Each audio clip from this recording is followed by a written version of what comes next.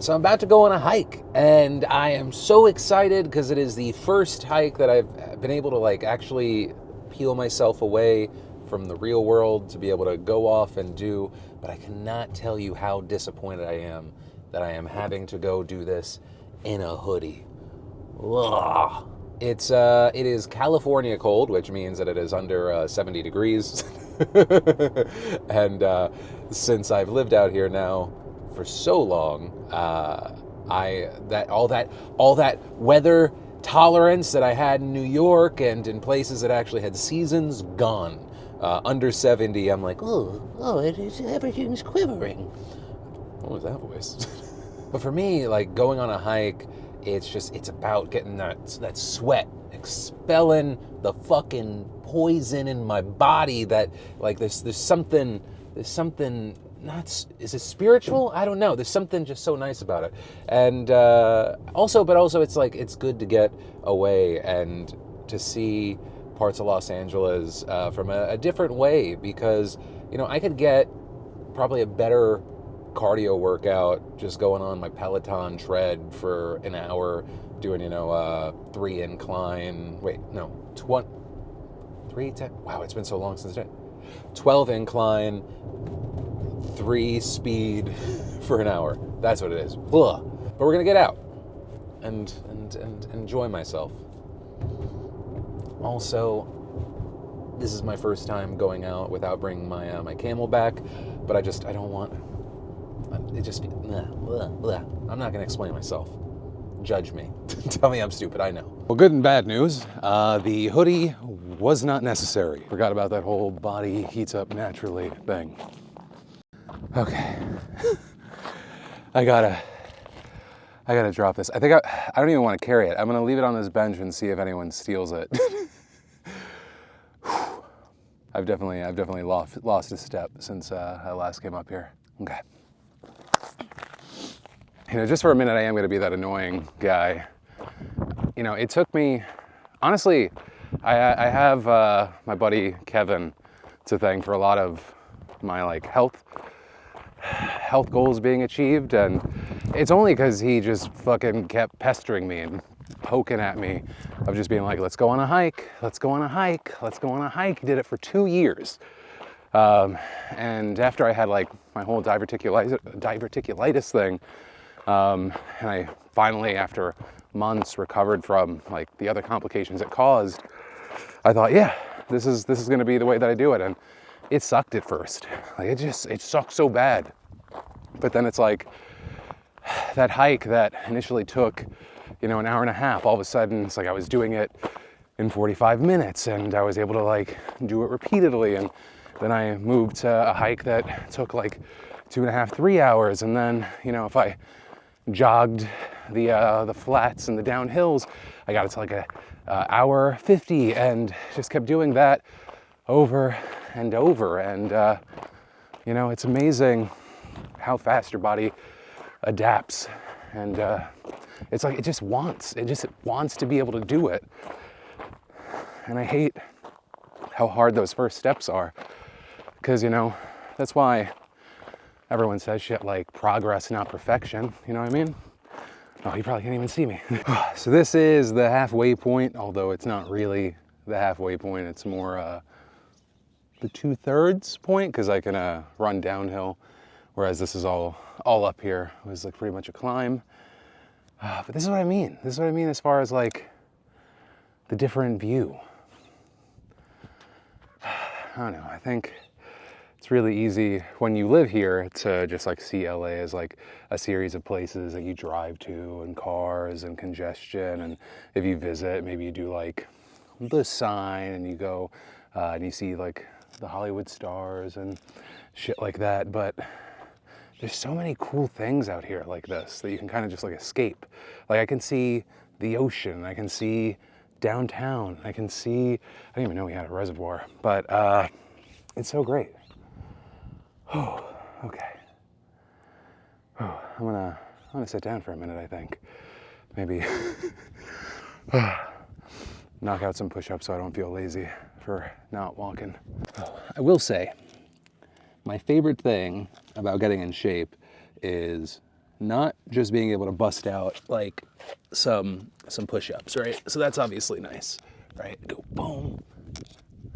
But the first time I was able to actually get a diamond push-up, and then the fact that I can do multiple, or I can do one of those dumb things. I love it. Like, it's so weird being in like the best shape of my life at 38, but I guess that's that stupid midlife crisis thing, right? Better than a fancy car, better than a Bugatti. So, good news. No one stole the hoodie. So, and it was, thank goodness it was still there, because it started getting really cold because it's 4 and the sun is almost fully down because stupid freaking daylight savings time. I got myself a little post-hike treat. McDonald's used to have those snack wraps. Burger King kind of brought them back. This is going to be cold and nasty, but okay. I just need a bite. Oh, so good. Like, good in a bad way, you know what I mean? Good in that junk food way.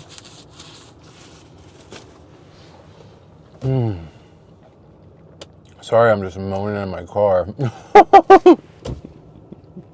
It's on the side of the road, moaning, as you do. So, we're gonna go to the grocery store and just pick up some cheese. I already got bread, but Cardi Party apparently wants a grilled cheese.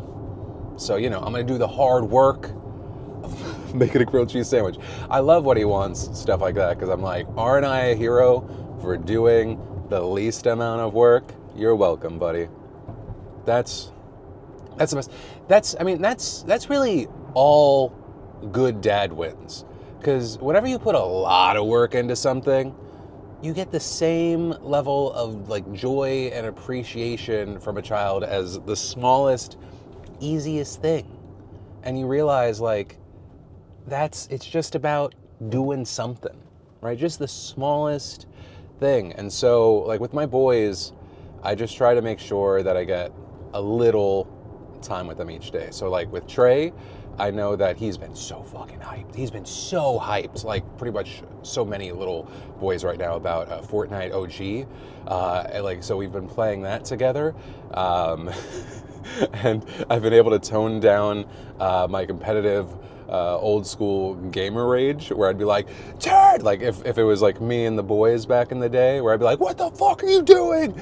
And I'm just like, it's such a different experience playing with the kid. And then same with Cardi. If we can play like some Roblox, or he's gotten into soccer a little bit, but not in like a team setting, just kicking the ball. Just a little something. And it feels like, what I've realized is, in the past, if I was only able to do it, like 20 minutes for each boy individually or something like that, I'd be like, oh, I failed today. And then I realized, they just need at least something, like to feel seen and appreciated. And I don't know, maybe I'm overthinking it, but I think, like, I still love being able to do the big outings and stuff like that. But when life is, busy and everything's happening, just making sure I do that. I feel like I'm not failing.